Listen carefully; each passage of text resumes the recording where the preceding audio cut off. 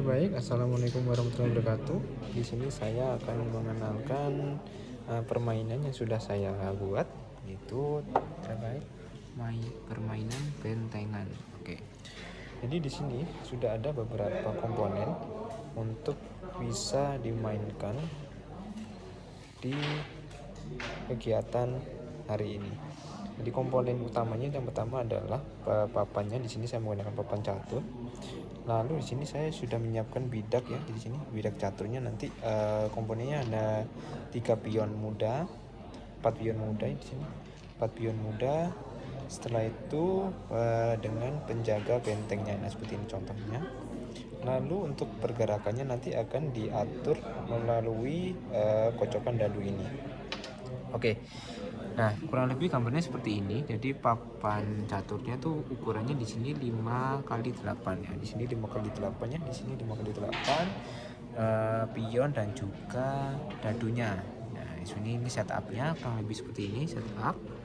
Ya, jadi pemain dipersiapkan untuk setup posisi dari pion di papan catur sesuai dengan keinginan. Nah, ini nanti silakan untuk pemain nanti bisa diatur posisi. Sebagai contoh, misalkan untuk yang penjaga di sini saya tempatkan di tengah, lalu pionnya mengelilingi dari penjaganya. Nah, seperti ini kurang lebihnya. Nah, kurang lebih seperti ini untuk pion catur yang satunya. Untuk pemain AI atau pemain lawan juga diatur sesuai dengan keinginannya. Nah, ini saya samakan saja gerakannya seperti ini. Nah, di sini terdapat pembatas di area tengah sebagai penanda area lawan dan pembatas area pemain di sini ya. Jadi di sini sudah ada garis merah di sini.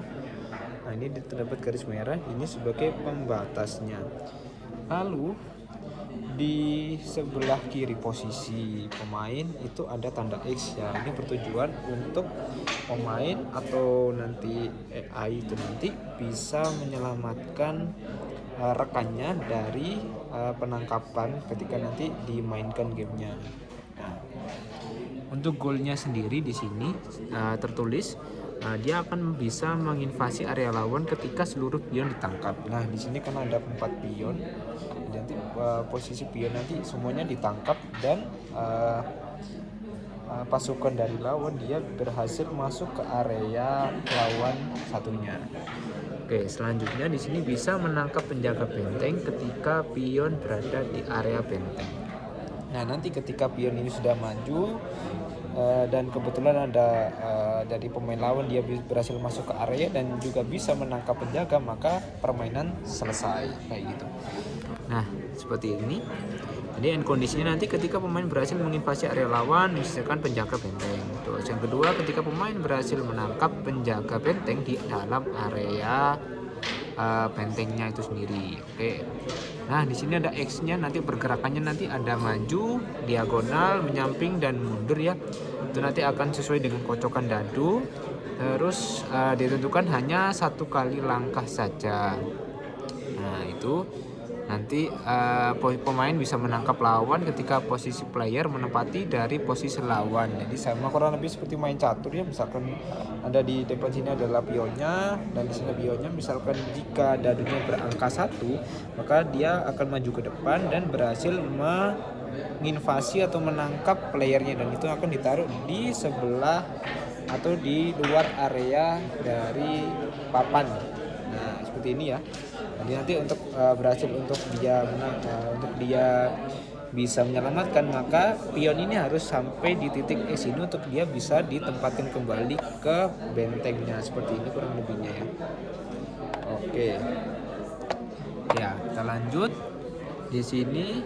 Nah, jika terdapat posisi pemain yang tidak bisa melakukan pergerakan mundur, maka bisa melakukan reroll dadu ulang sampai kocokan angkanya dia tidak sama dengan kocokan yang pertama. Sebagai contoh di sini misalkan dia untuk dia bisa mundur dia harus berangka 6 ya. Di sini ada angka 6. Nah, misalkan di dadu ini, di pion ini ketika dia ada di belakang atau di area terakhir, titik terakhirnya, ketika dia berangka 6 maka dia nggak bisa mundur. Jadi dia harus di reroll ulang sampai dia bisa bergerak. Sebagai contoh misalkan pakai angka 2 maka dia bisa maju misalkan, jadi dia maju ke depan. Atau bisa juga di angka 3 berarti dia bisa diagonal seperti ini. Nah seperti ini, atau diagonal ke kanan atau ke kiri. Nah kalau untuk yang angka 5, nah seperti ini, maka dia bisa ke samping seperti ini, begitu. Oke, lanjut ya. Nah, penjaga benteng di sini tertera penjaga benteng bisa bergerak ketika kondisi setengah dari pion berhasil ditangkap lawan. Nah, semisal di sini ada 4 pion ya.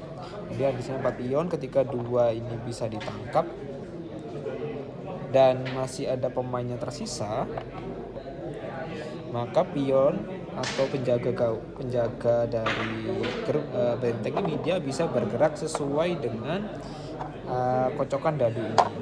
Nah seperti itu kurang lebihnya. Nah untuk pergerakan EA-nya nanti dia disesuaikan dengan urutan pion. Jadi di sini andai kata dari sebelah kanan ya, dari sebelah kanan seperti ini pion 1, ini pion 2, ini pion 3, ini pion 4 ya, ini pion 4. Jadi nanti misalkan dia gerakan pertama dia langkahnya 1 di sini, maka dia gerakannya pion pertama maju. Begitu juga nanti ketika pemain lawan juga seperti itu. Misalkan dia di kocokan 2 dia maju. Nanti pion ke selanjutnya pion AI dia maju ke pion yang kedua. Misalkan dia ke samping. Oke, ini pion kedua. Nanti pion ketiga seperti ini. Nah, pion keempat dan sebagainya. Nah, yang digerakkan adalah pion terlebih dahulu sampai nanti pasukannya nanti tersisa setengah dari kekuatan penuhnya seperti itu. Nah, di sini juga ada action dari kocokan dadu.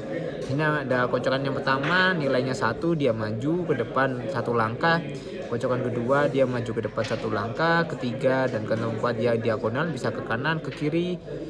5 dia bisa menyamping ke kanan ke kiri, dan yang keenam dia bisa mundur. Oke. Sini ada progression of play-nya.